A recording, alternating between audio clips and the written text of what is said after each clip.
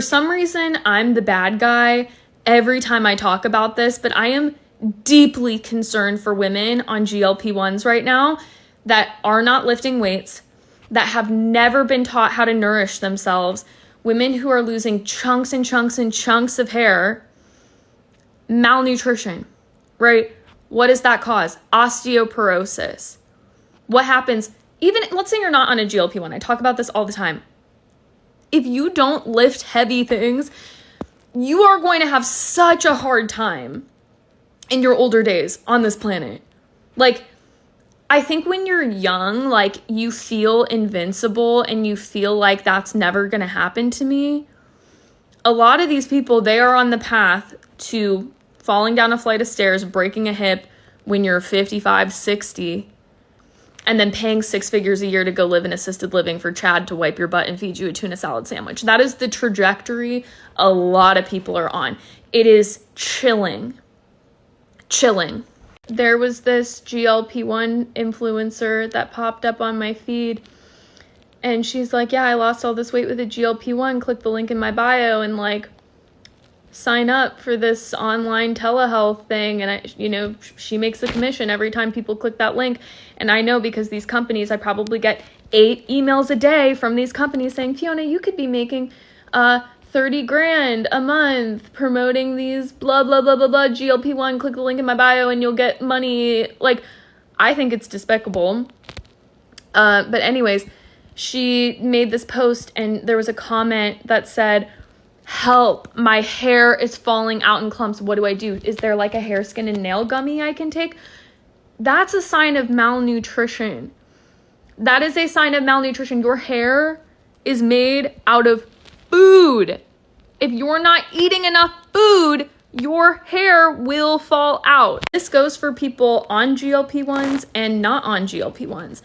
I would say, like, 5 years ago, I worked with a client who, she was losing hair because of, like, thyroid issues and, like, a few other things. But I always like to see people's food logs. I look at her food log. This poor girl is probably eating 1,100 calories a day. And she was taking zinc and iron and Nutrafol and like a million supplements, probably spending $200+ a month on supplements for her hair. But she was eating 1,100 calories a day. That is why her hair was falling out. It was not a medical mystery. She did not need rosemary hair oil or biotin or this supplement on TikTok Shop. She needed to eat. She needed to learn how to nourish herself. I do not say this at all to cast judgment towards anyone who's on a GLP-1. I have genuine concern of where these people are going to be in 10 years, 20 years, 30 years, 50 years, because it's not looking good. It's not looking good. When I see women looking so frail, half of their hair's falling out, they're not lifting weights, they're barely eating.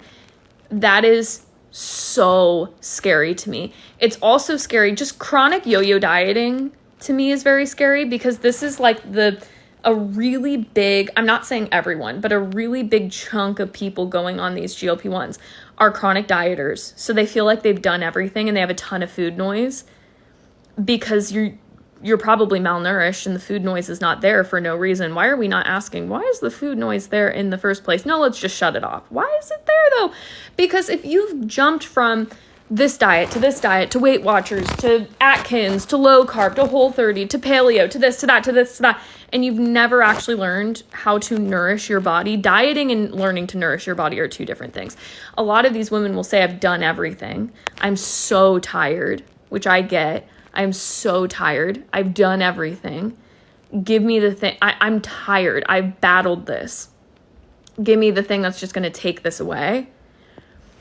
But you were already, take the GLP-1 out of the equation. The yo-yo dieting is already predisposing you to osteoporosis. This constant dieting, every time you lose 20 pounds, half of it is muscle. So every single time you're losing weight, you're getting a dopamine hit from the scale going down. Half of it is muscle. You're losing muscle every single time you lose weight. You lose weight again, you lose weight again, you lose weight again, gain it all back. Every cycle of that, you're losing a significant amount of muscle, which Muscle's medicine. Muscle improves your insulin sensitivity, supports your blood sugar. We need muscle. And as you go on this GLP-1, you're likely already so under muscled. Now we're not lifting weights. Now we're going on the GLP-1. It's genuinely so terrifying. These severely under muscled women, where are you going to be when you're 60? Falling down a flight of stairs, breaking your hip, paying 6 figures for someone to wipe your butt in assisted living. There's another subset of women that just want to get the weight off. They just want to get the last 50 pounds off, last 70 pounds off.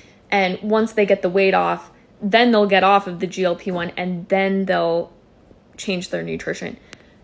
That is so backwards. I'm not necessarily against these medications. I am against people going on them and not having any nutrition support, not having any support with their exercise. That is horrifying to see what is coming down the pipeline in 20, 30, 40 years for a lot of these women.